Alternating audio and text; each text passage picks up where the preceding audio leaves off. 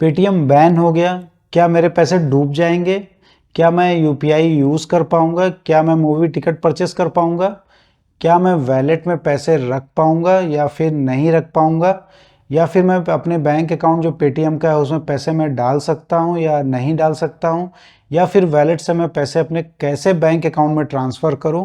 इन सभी सवालों के जवाब को जानने के लिए दोस्तों इस वीडियो को आप पूरा देखिए, और आप इस चैनल पर अगर नए हैं तो इस चैनल को जरूर लाइक एंड सब्सक्राइब कर लीजिए और अपने दोस्तों के साथ शेयर कर लीजिए। इस वीडियो को देखने के बाद आप आसानी से अपने पेटीएम से अपने बैंक अकाउंट में पैसे भी ट्रांसफर कर पाएंगे, और आप क्या क्या चीज़ें यूज़ कर सकते हैं और क्या लेटेस्ट अपडेट है वो भी आप जान सकते हैं।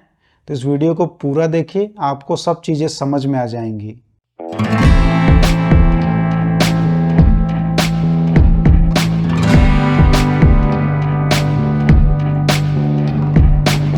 नमस्कार दोस्तों, आप में से शायद ही कोई हो जो पेटीएम के बारे में नहीं जानता हो, लेकिन आप नहीं जानते होंगे कि इनके फाउंडर और सीईओ जो है वो कौन है।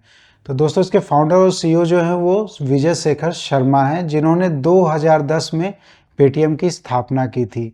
ये वो समय था दोस्तों, आप याद करके देखिए 2010 में, जब किसी ने नहीं सोचा हुआ कि आप अपने पैसे जो हैं आप इस मोबाइल में लेके चलेंगे और सारे पेमेंट आप इस मोबाइल से कर देंगे और वैलेट की कोई ज़रूरत ही नहीं रह जाएगी, और जो वैलेट होगा वो आपका मोबाइल ही जो है वो वैलेट हो जाएगा। दोस्तों विजय शेखर शर्मा ने ये सपना देखा और इस सपने को सच कर दिया कि आज पूरा जो दुनिया है वो हमारे देश के जो है यूपीआई पेमेंट का लोहा मान रही है। और यहाँ तक कि गूगल ने जो है अपने गवर्नमेंट यूएस में जो है ये भी रिकमेंड किया है कि इस तरह की पेमेंट व्यवस्था जो है हमारे देश में भी होनी चाहिए और इसकी बहुत ज़रूरत है। तो दोस्तों पेटीएम से पहले विजय शेखर शर्मा जी जो हैं वो इंडिया साइट .net नाम से एक वेबसाइट बनाया था, और उस वेबसाइट को उन्होंने बाद में बेच दिया, और बेचने के बाद वो पेटीएम में लग गए और पेटीएम कंपनी को खड़ा करने में अपनी पूरी ताकत उन्होंने लगा दी। और इस कड़ी मेहनत के बाद उन्हें पेटीएम का जो है बैंकिंग लाइसेंस भी मिल गया और लोग इसमें अकाउंट भी खोल सकते थे।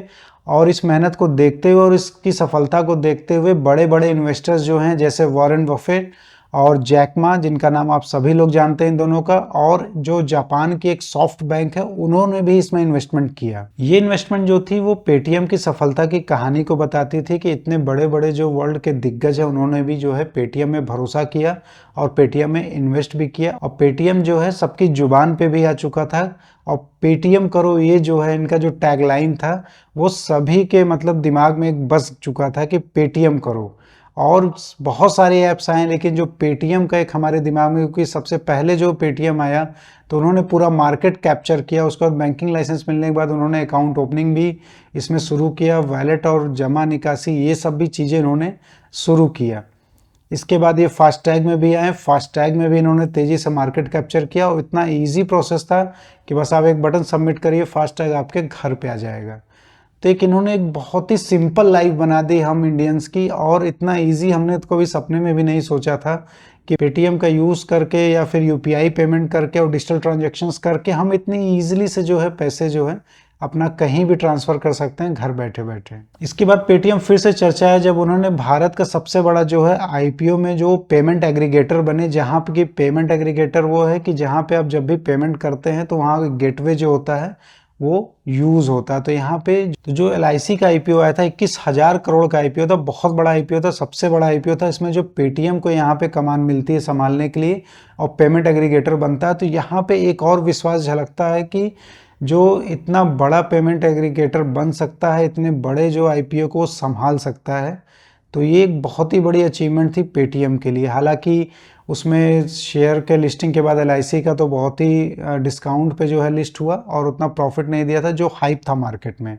लेकिन उसके बाद फिर पेटीएम अपना भी आईपीओ लेके आया, लेकिन वो भी सफल नहीं रहा। शायद इस एलआईसी के हाथ लगाते ही जो है पेटीएम का जो है ग्राफ नीचे गिरना शुरू हो गया, और एलआईसी के पहले दिन लिस्टिंग पे जो है 27% जो है इनका स्टॉक गिर जाता है, और दूसरे दिन जो है 40% तक इनका स्टॉक जो है गिर जाता है। यहाँ से पेटीएम की बर्बादी शुरू होती है और पेटीएम संभल नहीं पाता है। इसके बाद 29 फरवरी को हम एक आरबीआई का जो है कि एक सर्कुलर देखते हैं, एक लेटर देखते हैं, जहां पे उन्होंने बैंकिंग रेगुलेशन एक्ट 1949 के तहत सेक्शन 35 का यूज करते हुए पेटीएम पे जो है बैन लगा देता है 29 फरवरी को। और सभी लोग घबरा जाते हैं कि क्या हो गया पेटीएम का, अब क्या होगा पेटीएम का। आप भी यही सोच रहे होंगे कि अब पेटीएम पे जो बैन लग गया है कि अब इसके बाद क्या किया जाए। तो दोस्तों आरबीआई जो है वो जो है रेगुलेटर है, वो किसी भी बैंकिंग लाइसेंस का या पेमेंट सिस्टम का जो भी भारत में यूज़ होता है उसका वो रेगुलेटर है, और वो जांच करा सकता है किसी भी कंपनी का जो भी बैंकिंग लाइसेंस इनके पास है या फिर फिनटेक कंपनियां हैं उसकी लाइसेंस की उनकी जांच करा सकता है। और यही आरबीआई ने किया। आरबीआई को कुछ गड़बड़ियां, उनको शिकायत मिली थी पेटीएम के बारे में, और उन्होंने जो है पहले खुद जांच की, उसके बाद उन्होंने बाहर की एजेंसियों से भी जांच कराई, और जिस जांच में पाया उन्होंने कि इसमें बहुत सारी अनियमितता, बहुत सारी गड़बड़ियां जो हैं पाई गई पेटीएम में, और जो इनके अकाउंट्स खुले थे ज़्यादातर उसमें ये प्रॉब्लम पाई गई। इस तत्काल प्रभाव से 29 फरवरी को जो है इसके लेन देन पर रोक लगा दिया गया। इसके वैलेट में आप जो है पैसे जमा नहीं कर सकते हैं। हाँ, अगर वैलेट में आपके पैसे हैं तो उस पैसे को आप निकाल सकते हैं ईजिली। मैं आपको आगे बताऊंगा भी कैसे आप निकाल सकते हैं। मैंने खुद अपने पैसे अपने बैंक अकाउंट में ट्रांसफ़र किए हैं। लेकिन आप अब वैलेट में पैसे नहीं जमा कर सकते हैं, फास्टैग में पैसे नहीं जमा कर सकते हैं, और फास्टैग में जो पैसे हैं वो मिनिमम बैलेंस वो अभी नहीं निकाल सकते हैं। मैंने भी कोशिश किया, नहीं निकले वो पैसे क्योंकि वो मिनिमम बैलेंस है। तो इस फास्टैग का जो 150 रुपये मेरे मिनिमम बैलेंस के बचे हैं उसे क्या करना है ये अभी कुछ भी नहीं पता है। तो दोस्तों इनकी जो बैंकिंग जो व्यवस्था थी उसमें जो मेन गड़बड़ी पकड़ी गई है वो ये, उन्होंने एक ही पेन पे कई हजार अकाउंट्स खोल दिए हैं और कुछ अकाउंट से ही सैकड़ों लोगों को पेमेंट किए गए हैं। तो एक ये मनी लॉन्ड्रिंग का भी एक्ट बनता है, और हाल ही में ईडी भी जांच करने के लिए इसमें जो है तैयार है, और शायद उससे पूछताछ भी हो सकती है इनके founder and CEO Vijay Shekhar Sharma से कि कहीं ये मनी लॉन्ड्रिंग का भी केस नहीं है। तो गवर्नमेंट जो है थोड़ा सा इसमें एक्टिव दिख रही है कि इसमें मनी लॉन्ड्रिंग का एंगल ना हो, इसलिए ईडी भी इसकी जांच कर सकती है। और इन्हीं सब खबरों के बीच में जो है 6 फरवरी को जो है पेटीएम के जो विजय शेखर शर्मा जी हैं वो फाइनेंस मिनिस्टर से मिलते हैं और 10 मिनट की मुलाकात होती है और कुछ बातचीत उनसे करते हैं। वो कितना कन्विंस कर पाते हैं फाइनेंस मिनिस्टर को, अब ये तो देखने वाली बात है। लेकिन फिलहाल जो आरबीआई का इस पर रोक है वो 15 मार्च तक आप अपने पैसे निकाल सकते हैं उसमें से। उसके बाद क्या होगा अभी कोई क्लियर गाइडलाइन नहीं है। लेकिन एक इसमें जो क्लियर मैं आपको बता देना चाहता हूँ, जो आप बहुत लोग परेशान होंगे कि जो उन्होंने पेटीएम के साउंड बॉक्स लगा रखे हैं, दुकान पे ज़्यादातर आप जाएंगे तो आपको पेटीएम के साउंड बॉक्स मिलते हैं, आप स्कैन करके कोई भी चीज़ परचेज वहाँ से करते हैं। तो उन दुकानदारों को मैं ये बता देना चाहता हूँ कि यहाँ पे आपको कोई प्रॉब्लम आने वाली नहीं है। अगर आप यूपीआई का यूज़ करते हैं जिससे आपके बैंक अकाउंट से दूसरे के बैंक अकाउंट में अगर पैसे जाने हैं तो वो ईजिली चले जाएंगे, वहाँ पे आपको कोई प्रॉब्लम नहीं आने वाली है। लेकिन अगर आप चाहेंगे कि किसी दूसरे के बैंक अकाउंट से आपके पेटीएम बैंक अकाउंट में अगर पैसे आ जाए तो वो पॉसिबल नहीं है। केवल उसमें से पैसे आप निकाल के अपने दूसरे बैंक अकाउंट में ट्रांसफ़र कर सकते हैं, लेकिन आप जो है अपने पेटीएम बैंक अकाउंट में पैसे नहीं ले सकते हैं।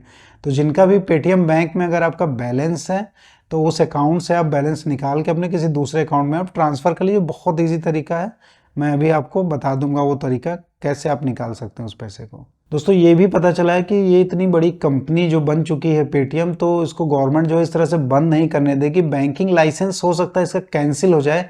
आरबीआई और गवर्नमेंट उस पर क्या डिसीजन लेती है ये अभी तो पता नहीं है, लेकिन इसमें कुछ गूगल पे और एचडीएफसी और कुछ ऐसे जो और कंपनीज हैं इसको परचेस करने के लिए वो रेडी हो चुकी हैं कि ये हमें मिल जाए, क्योंकि इन कंपनियों को बैठे बिठाए इतनी इजी नेटवर्क इंफ्रास्ट्रक्चर मिल जाएगा कि उनका ये यूज़ करके एक बहुत ही अच्छा वो जो है रेवेन्यू यहाँ पे जनरेट कर सकती हैं। और यहाँ पे विजय शेखर शर्मा जी ने काफ़ी कोशिश कर रहे हैं, अपने ट्विटर हैंडल पे भी वो डाल रहे हैं कि यहाँ पे घबराने की ज़रूरत नहीं है। आप पेटीएम का जब ऐप भी आप यूज़ करते हैं तो वहाँ पे अभी आपको एक सबसे ऊपर लिख के आ रहा है, यहाँ पे आप देख सकते हैं कि यहाँ पे सबसे पहले जो नोटिफिकेशन जनरेट हो रही है, your Paytm app is working and will keep working as usual beyond the 29th February 2024 to know the right facts and detail click here. जब आप यहाँ पे क्लिक हियर करते हैं तो आपको बहुत सारे क्वेश्चनेयर्स हैं कि can I continue to use the Paytm to do the recharge and pay my bills, yes absolutely. और उसके बाद आपका other services, can I continue to avail all other services on Paytm app, example movie ticket booking, financial services and more. तो यहाँ पे भी आप unaffected इन्होंने लिखा हुआ है, आप यूज़ कर सकते हैं। Can I continue to use UPI on Paytm app, तो absolutely you can continue to use.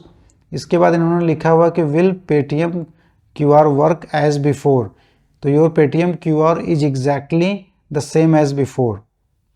मतलब कि अपने क्यूआर को पहले की तरह यूज़ कर सकते हैं, शॉपिंग के लिए भी यूज़ कर सकते हैं, यूपीआई के पेमेंट के लिए भी यूज़ कर सकते हैं, मूवी टिकट भी बुक कर सकते हैं, फाइनेंशियल सर्विसेज मीन्स आप बैंक ट्रांजेक्शन्स भी कर सकते हैं और रिचार्ज और बिल पेमेंट्स भी कर सकते हैं।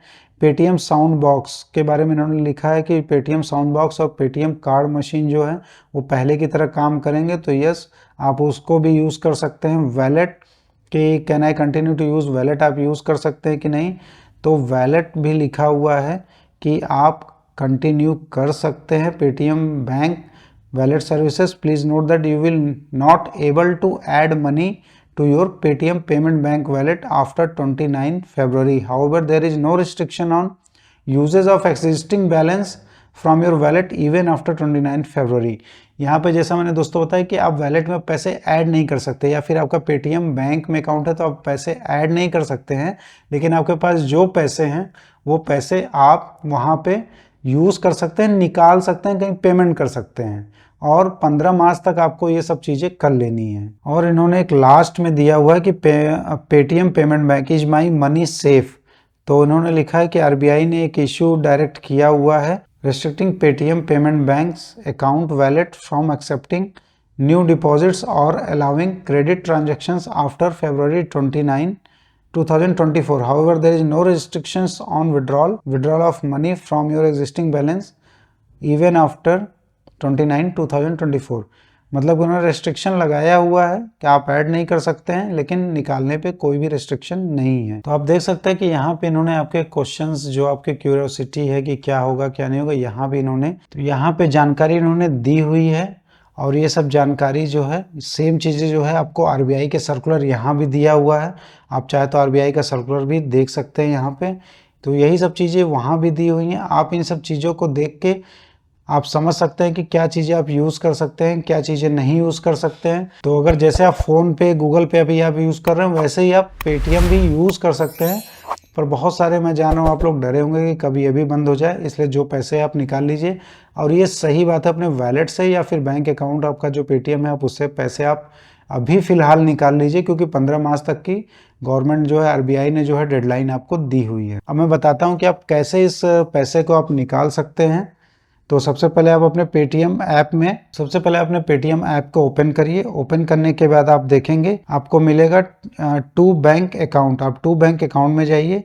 यहाँ पे आपको 2-3 ऑप्शंस दिए हुए हैं, enter bank account details, to self account, या enter mobile UPI number, enter UPI ID of any UPI app.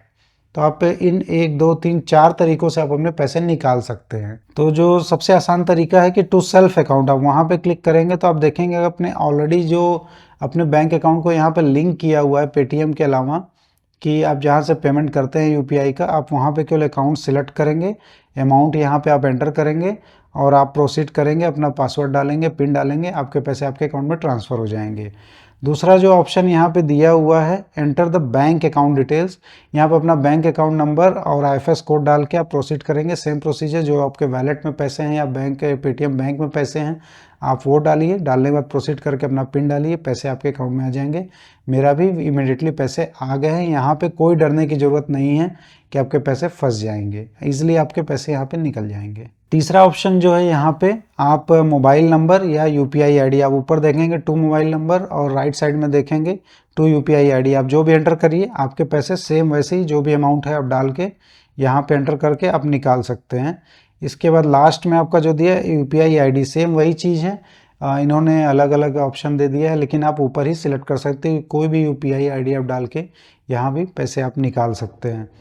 तो बहुत सिंपल सा प्रोसीजर है, पैसे आप इजीली निकाल सकते हैं और निकालने में आपको कोई भी पैसे यहाँ पे प्रॉब्लम नहीं होगी, क्योंकि मैंने खुद यहाँ पे अपने वॉलेट से जो पैसे मेरे बचे हुए थे मैंने इमीडिएटली उसको ट्रांसफ़र अपने अकाउंट में कर लिया है। तो दोस्तों अगर आपकी और भी कोई क्वेरी है तो आप कमेंट करके ज़रूर मुझसे पूछ सकते हैं, मैं आपकी क्वेरी को सॉल्व करूँगा और उसका रिप्लाई करूँगा, जिससे आपको कोई परेशानी नहीं हो। फिलहाल आप होल्ड पे रहिए और आप यूपीआई का यूज़ कर सकते हैं। वैलेट में पैसे ऐड नहीं होंगे, आपका बैंक अकाउंट जो पेटीएम का उसमें पैसे नहीं ऐड होंगे, लेकिन जो पैसे हैं आप उसको एज़ यूजुअल यूज़ कर सकते हैं। और आप रिचार्ज कर सकते हैं, मूवी टिकट ले खरीद सकते हैं, या फिर आप शॉपिंग कर सकते हैं, या साउंड बॉक्स जो आप यूज़ कर रहे हैं उस साउंड बॉक्स को भी आप यूज़ कर सकते हैं, इसमें कोई प्रॉब्लम नहीं है। तो दोस्तों अगर आप इस चैनल पर नए हैं तो इस चैनल को जरूर लाइक एंड सब्सक्राइब कर लीजिए। मिलते हैं दोस्तों फिर नेक्स्ट वीडियो में।